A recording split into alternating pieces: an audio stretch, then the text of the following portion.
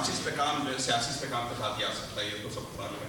اس وقت جو ملک کی صورتحال ہے، ایک بڑا طبقہ اس بات کو محسوس کرتا ہے، آپ مانیں یا نہ مانیں، کہ کچھ انسانی حقوق کی خلاف ورزیاں بھی ہو رہی ہیں، خواتین بھی گرفتار ہیں۔ اس حوالے سے اگر ریاست بالکل واضح تصویر سامنے لے آئے کہ کتنی خواتین گرفتار ہیں، کیا ہو رہا ہے، اس حوالے سے ایک بہت اہم، کیونکہ بیرون ملک پاکستانیوں کی بہت بڑی اکثریت سمجھتی ہے اور وہ یہ مہم چلا رہی ہے، اور انہیں یہاں کے سینیٹر سے اور یہاں کے کانگریس مین سے رابطہ کر کے اس بات کا ثابت کرنے کی کوشش کی ہے۔ تو اب یہ ریاست کی ذمہ داری ہے، اگر ہے تو آپ کی جو حکومت ہے وہ کس طرح اس مسئلے کو ٹیکل کرے گی، اس لیے کہ یہ آپ کی لیگیسی ہوگی کہ اگر آپ اس پہ آواز اٹھاتے ہیں۔ اس کے ساتھ میں دوسرا آخری بڑا سوال یہ کرتا ہوں کہ نواز شریف جب وطن پہنچیں گے تو کیا ان کے ساتھ جو عدالت سے ان کو سزا ہوئی تھی، کیا وہ آتے ہی گرفتار ہوں گے یا پھر ان کے لیے کوئی ارینجمنٹ کیا جا رہا ہے؟ دیکھیں، مجھے دنیا میں کسی ایسے قوانین میرے علم میں نہیں ہے جو جینڈر بیسڈ لیجسلیشن ہوئی ہو۔ یہ ضرور ہوا ہے کہ دنیا میں ایک ایسا وقت تھا جب خواتین کو ووٹ دینے کا حق نہیں تھا، اور پھر قوانین پاس ہوئے ہیں اور ان کو وہ رائٹس دیے گئے ہیں۔ لیکن یہ میرے علم میں نہیں ہے کہ کہیں پر ایسا قانون پاس ہوا ہو جہاں پر خاتون کو یہ حق دیا گیا ہو کہ وہ قتل کر دے، خاتون کو یہ حق دیا گیا ہو قانونی طور پہ کہ کسی عمارت کو جلا دے، خاتون کو یہ حق دیا گیا ہو کہ وہ توڑ پھوڑ کر دے۔ یہ جینڈر بیسڈ چیزیں نہیں ہوتی۔ ہم چاہے جو بھی مرد یا خاتون اس قسم کے عمل میں شامل ہوا ہے، اس کو قوانین کے تحت ہم پرسو کریں گے۔ نہ ہم کسی کانگریس مین کو جواب دے ہیں، نہ ہم کسی بیرونی حکومت کو جواب دے ہیں۔ Absolutely not. میری عرض اور گزارش آپ کو یہ ہے کہ آپ جتنے لوگ ہیومن رائٹس کی وائلیشن سے ان کو ریس کرنے کی کوشش کر رہی ہیں، ان کا حق ہے۔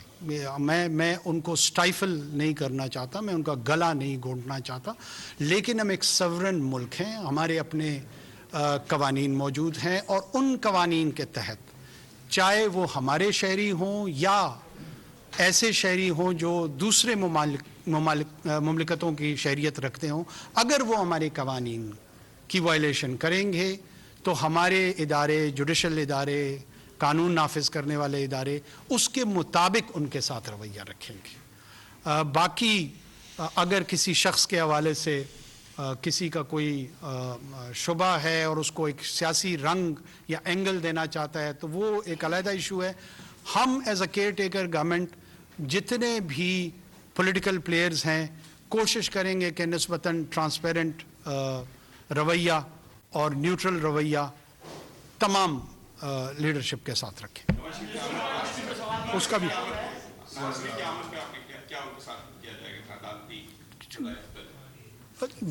جو پاکستان کے قوانین ان کے ساتھ قانونی رویہ اختیار کریں گے اسی کو ہم امپلیمنٹ کریں گے۔ سر میرا نام ناصر کریم کوٹ سے۔ سر آج آپ نے اپنی تقریر کا آغاز یوکرین کے حوالے سے کیا، تھوڑا سا ایلیبریٹ کریں گے کہ ہماری اسٹیٹڈ پالیسی کیا ہے ویزاویز رشیا سے؟ Thank you. رشیا ہمارے نیبرہڈ کا ایک بہت ہی اہم ملک ہے اور ہم اس کے ساتھ ایک کنسٹرکٹیو انگیجمنٹ ہر سطح پہ چاہتے ہیں۔ خصوصی طور پہ جو رشین فیڈریشن اپنی نئی پولیٹیکل آئیڈینٹی کے ساتھ 90 کی دہائی میں ابھر کے سامنے آئی ہے، دونوں جانب سے یہ ڈیزائر موجود ہے کہ اس میں قربتیں آئیں، تجارتی طور پہ، معاشی طور پہ۔ اس کے ساتھ ساتھ ہم سمجھتے ہیں کہ جو یونائٹڈ نیشن کا چارٹر ہے اس چارٹر کی وائلیشن کوئی بھی فریق کرے اور اس کی کسی بھی ساورن کنٹری کی ٹیریٹری کی وائلیشن ہو تو ان پرنسپل ہم اس کے حق میں نہیں ہیں، ہم اس کی مخالفت کرتے ہیں۔ بہرحال اس خصوصی طور پہ اس تنازع میں ہماری یہ کوشش ہے، ہمارا یہ ویو ہے کہ ملٹری اپروچ جو ہے وہ کسی بھی تنازع کا کوئی درست یا پائیدار ٹول نہیں ہے کہ اس کے ذریعے حل کیا جائے۔ بات چیت کو موقع دینا چاہیے اور نیگوسیشن اور ڈائلاگ ایک ایسا ٹول ہے اور ایک ایسا طریقہ کار ہے جس سے یورپ کے کانٹیننٹ سے زیادہ بہتر کون اس چیز کو سمجھے گا. تاریخ اس بات کی گواہ ہے کہ جو کچھ دوسری جنگ عظیم میں اور پہلی جنگ عظیم میں جتنی جانوں کا ضائع ہوا، اس ضیاع کے بعد ایک اور ایسا ایمبیشس اٹیمپٹ کرنا کہ پورے کے پورے بر اعظم کو خطرہ ہو، تو بہتر تو یہ ہوگا کہ ان خطرات کو کم کیا جائے اور موقع دیا جائے بات چیت کو، اور دونوں اطراف کو اس بات پہ سنجیدگی سے غور کرنا چاہیے. Prime Minister sir, this is Azim Mia from Jang NGO. Thank you for allowing me question. After all, we are at the UN, but I think we had the least access to you while doing your visit to the UN. Yes. And I would like to remind you your polite promise with me what you talked about. Okay, my question is کہ آپ ابھی تشریف لائے ہیں، مہنگائی کا دور ہے، ڈالر جو ہے بہت مہنگا ہے، اس میں آپ کے دورے میں آپ نے حفاظت کے کتنے پہلوؤں کا آپ نے احترام کیا اور خیال رکھا؟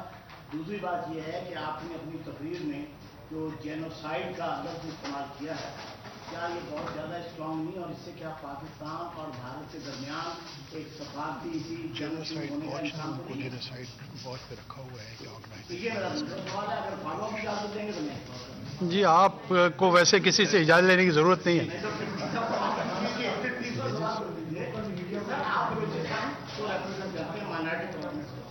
تو اب یہ مجھے بتائیے کہ وہاں سے مائنارٹی پروونس جو ہے، how it's going to work out and deliver to the majority provinces of Pakistan, the other provinces of Pakistan during your time, کیونکہ آپ جو ہے نگراں حکومت میں، آپ نے کل CFR میں بھی کہا ہے کہ میں چونکہ نگراں حکومت کا ہوں لہٰذا اگلی حکومت پر جو ہے وہ سارے مسائل جو ہیں وہ سامنا کریں گے، لیکن ساتھ ساتھ آپ جو اسٹیپ لے رہے ہیں اس میں آپ دوسری پروونسز کو کس طرح سے جیتے ہیں؟ Thank you.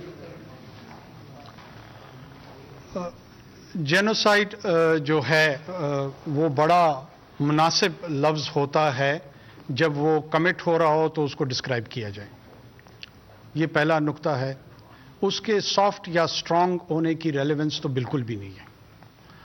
اگر وہ کہیں کمٹ ہو رہا ہے تو اس کا اظہار نہ کرنا جرم ہے. جینوسائڈ کی کمٹمنٹ جو ہے اس کی تاریخ بڑی پرانی ہے. مختلف غاصب قوتوں نے مختلف خطوں میں اس کو بطور ٹول جو کہ سسٹمیٹک ایلیمینیشن ہوتی ہے کسی بھی آئیڈینٹی گروپ کی، وہ ایتھنک ہو سکتی ہے، ریلیجس ہو سکتی ہے، پولیٹیکل ہو سکتی ہے، اور وہ سسٹمیٹک ایلیمینیشن جب شروع ہو تو یہ ایک انسانی المیہ کی شکل اختیار کرتی ہے.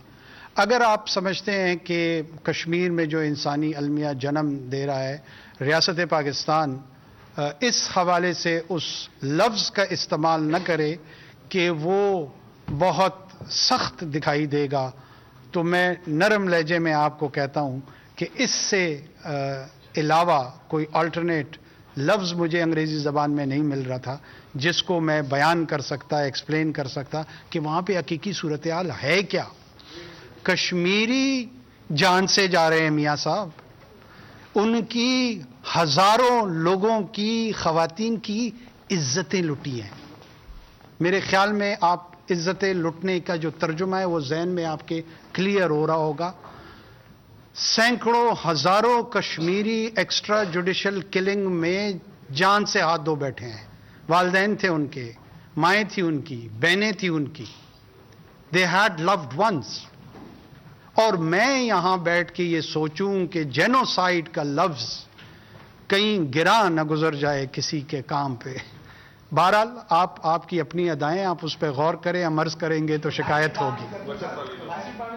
کفایت ایک تو ہمارے اس میں ڈیلیگیشن میں ہم نے اس کو بڑا کنفائن رکھا. روایتی طور پہ ایک منسٹریل انٹراج لے کر ہم نہیں آئے.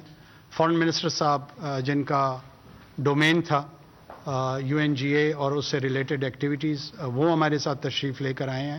اور اس کے علاوہ ہم نے کسی سرکاری، خصوصی طور پہ میں کیبنٹ کی بات کر رہا ہوں، ان میں سے کسی کو ہم ساتھ نہیں لے کر آئے. جو مختلف انٹرونشنز تھیں پینڈیمک کی، کلائمیٹ چینج کی، اس میں میں نے خود ان پرسن جا کے انٹرونشنز کی.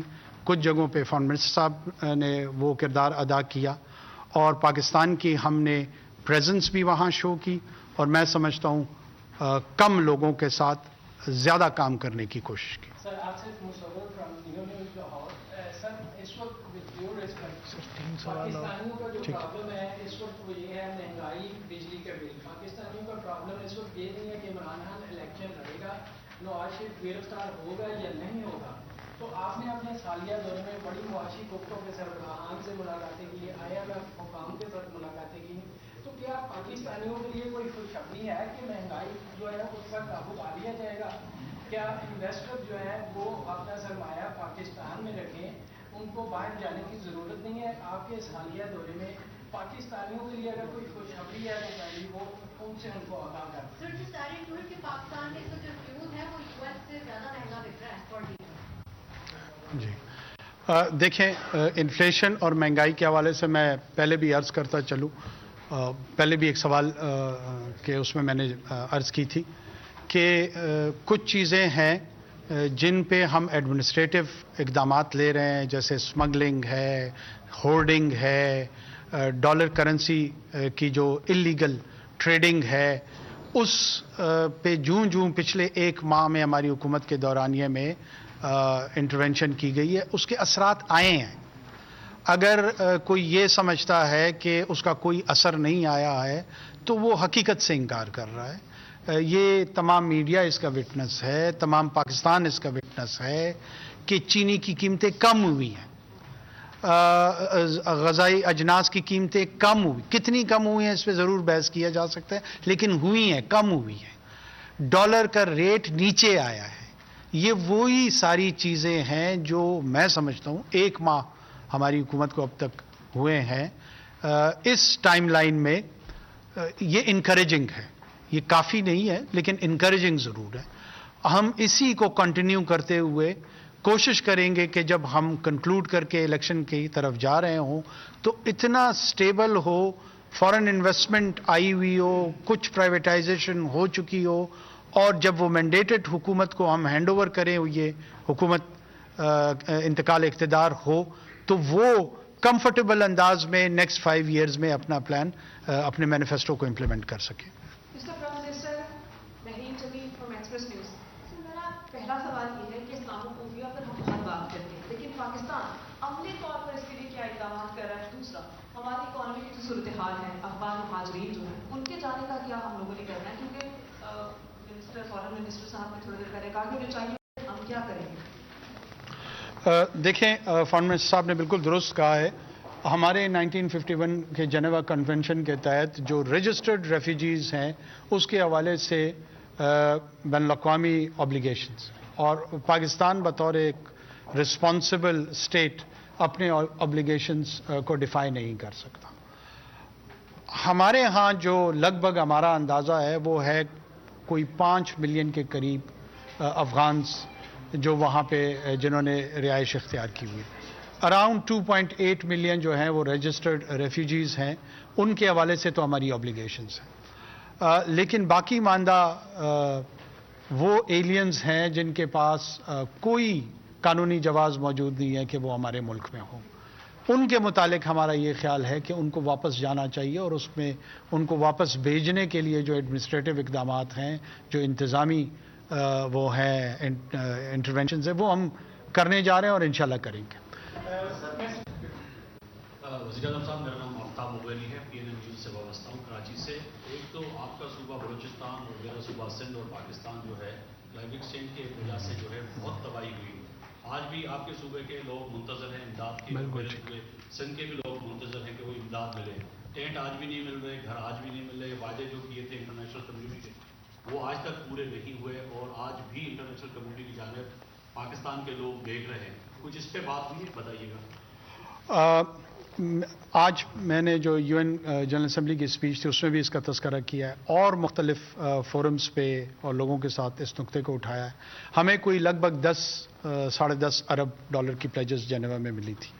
اب وہ प्लेजेस थी, उसमें दोनों सूबाई हुकूमतों ने, सिंध और बलूचिस्तान ने प्रोजेक्ट कंसीव करने थे, PC1 डिज़ाइन करने थे, और उनकी वो एक प्रोसेस है, एक्निक से अप्रूवल होनी थी और फिर सबमिशन पे आनी थी, और फिर हमने उसके अगेंस्ट टेंजिबल फाइनेंसिंग के लिए जाना था।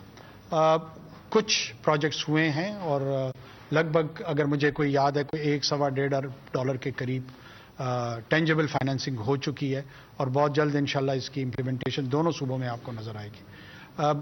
बहुत सारे प्रोजेक्ट जो हमने कंसीव करने थे, उसमें कुछ सुस्तरवी मैंने खुद भी फील की थी, ऑब्ज़र्व किया था। अभी आने से पहले भी और यहाँ से भी मैंने जो हमारा प्लानिंग कमीशन है उनको इंस्ट्रक्ट किया था कि जितना तेज़ी से और जल्द अज जल्द इन प्रोजेक्ट्स कंसीव करने पे आप काम कर सकते हैं उसको कंक्लूड करें, ताकि ये जो टेंजिबल फाइनेंसिंग के हवाले से हमारा केस है ये मजबूत हो और मखसूस प्रोजेक्ट्स के अगेंस्ट फाइनेंसिंग इंश्योर हो। तो इंशाल्लाह हमें अच्छी और काफ़ी उम्मीद है इस सिलसिले में। Thank you. निगरां वज़ीर आज़म अनवारुल हक काकड़ न्यूयॉर्क में पाकिस्तानी मीडिया से गुफ्तगू कर रहे हैं। उनका कहना है कि हमारा दौरा कामयाब रहा।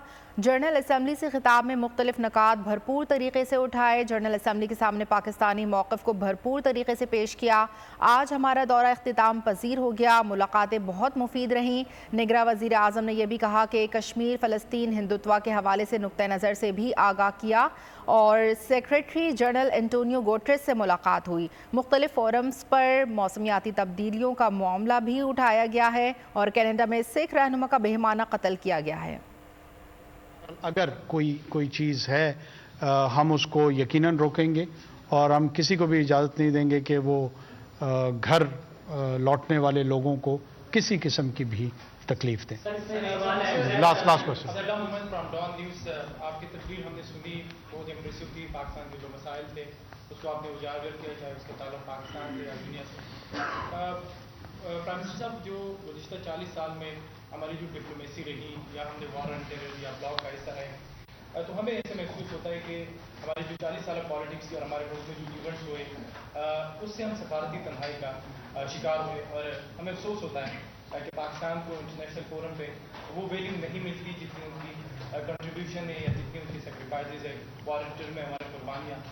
तो आप नहीं समझते कि पाकिस्तान की सिविलियन और मिलिट्री लीडरशिप को बैठ कर पाकिस्तान का एक नया तशक्कुस, एक नया चेहरा दुनिया के सामने लाना चाहिए? जो गलतियाँ हमने की जिस वजह से हम सफारती तन्हाई का शिकार हैं। Thank you. अच्छा, मानने हैं आप G20 हुआ शायद भारत में और एक नई राजधानी की बात की जा रही है, आप कैसे देख रहे हैं? क्योंकि आप बलूचिस्तान से ताल्लुक है और सारा मामला है, तो आप उसको कैसे देख रहे हैं? वो किस तरह पाकिस्तान पर अगर ये बनता है तो कैसे इम्पैक्ट होगा?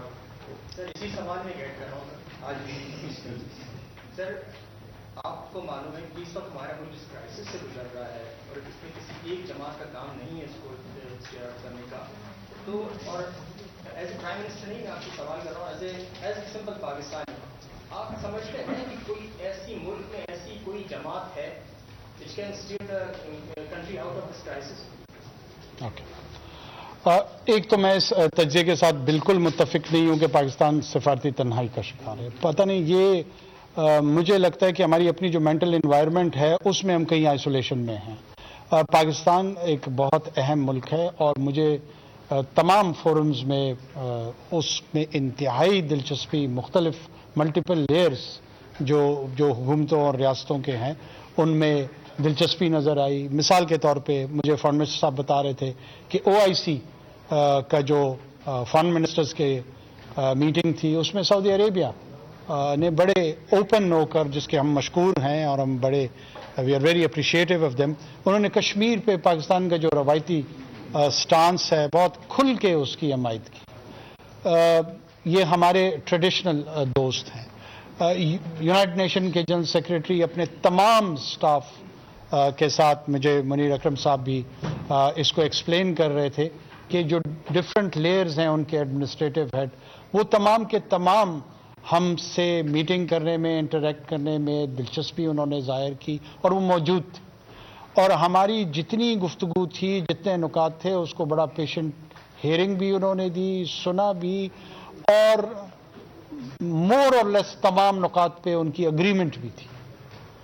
कतन मुझे ये महसूस नहीं हो रहा थिंक टैंक्स में, यूरोपियन यूनियन की लीडरशिप में, सेंट्रल एशिया की लीडरशिप में, African, waste African, north African जो ममालिक हैं, उन्होंने बहुत ज़्यादा म्यूचुअल दिलचस्पियाँ का इजहार किया और वो पाकिस्तान के साथ मुख्तलिफ हवालों से इंगेज रहना चाहते हैं। तो इसको मैं कैसे सफारती तन्हाई से ताबीर करूं, बल्कि मुझे तो ये लग रहा है कि बड़े रोबोस्ट और इफेक्टिव अंदाज में हमारे डिप्लोमेट्स अक्रॉस द ग्लोब बहुत बेहतर काम कर रहे हैं, बहुत अच्छा काम कर रहे हैं, और ओवरऑल जो पाकिस्तान की डिप्लोमेटिक एक्टिविटी है, जो उसकी डिप्लोमेटिक प्रेजेंस है, उससे मुझे तो बड़ी मुस्बत वाइब्स आ रही हैं। एक मिनट, नए ब्लॉक्स जो है ना, ये मेरे ख्याल में ना, मेरे ख्याल में निकलते हैं। निगरां वज़ीर आज़म अनवारुल हक काकड़ न्यूयॉर्क में पाकिस्तानी मीडिया से गुफ्तगू कर रहे हैं, जिसमें उनका कहना है कि हिंदुस्तान पर इंतहाई संजीदा सवालात उठाए जा रहे हैं। अफगानिस्तान के साथ तामीरी बातचीत हो रही है। पाकिस्तान 2 दहाइयों से भारत की दहशतगर्दी का शिकार रहा। कनाडा में जो कुछ हुआ इसने मगरबी दुनिया की आंखें खोल दी। ईरानी सदर से कसीरुल-जहती उमूर पर बातचीत की गई। हमने आटा और चीनी माफिया के खिलाफ कार्रवाइयाँ की हैं, ज़ख़ीरा अंदोज़ों के खिलाफ मौसर इक़दाम किए हैं और हमने मौसर इक़दाम करके मसनूई महंगाई को रोका है। बैरूनी सरमायाकार पाकिस्तान में सरमायाकारी के लिए तैयार हैं। निगरां वज़ीर आज़म ने यह भी कहा कि पाकिस्तान ने हमेशा अफगानिस्तान की खुद मुख्तारी का एहतराम किया है, आइंदा भी अफगानिस्तान की खुद मुख्तारी का एहतराम करेंगे। पाकिस्तान अपनी सरजमीन का दिफा करना जानता है। और निगरां वज़ीर आज़म ने कहा कि पाकिस्तान के अमरीका के साथ मजबूत ताल्लुकात हैं। भारतीय रियासत मणिपुर में सैकड़ों मर्द ख़वातीन को कत्ल किया गया। जड़ावाला वाक़े पर जिम्मेदारों के खिलाफ एक्शन लिया और जड़ावाला वाक़े में किसी किस्म का जानी नुकसान नहीं हुआ। मुल्क में इंतखाबात का इनेकाद इलेक्शन कमीशन की जिम्मेदारी है। निगरां वज़ीर आज़म ने कहा कि निगरां हुकूमत का काम इलेक्शन को मुआवनत फराहम करना है। किसी भी जमात को इलेक्टोरल निज़ाम में हिस्सा लेने से नहीं रोका गया।